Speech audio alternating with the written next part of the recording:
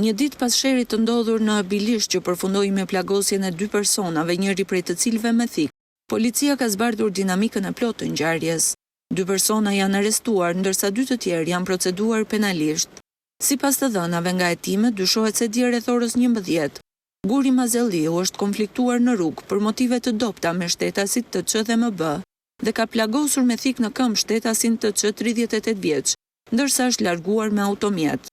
Më pas, Ylli Xhaçka bashkë me shtetasit TC dhe MB ka ndjekur automjetin e 39 vjeçarit dhe në qendër të qytetit të Bilishtit, ata kanë ushtruar dhunë fizike dhe kanë dëmtuar automjetin e tij me shkopa bejsbolli.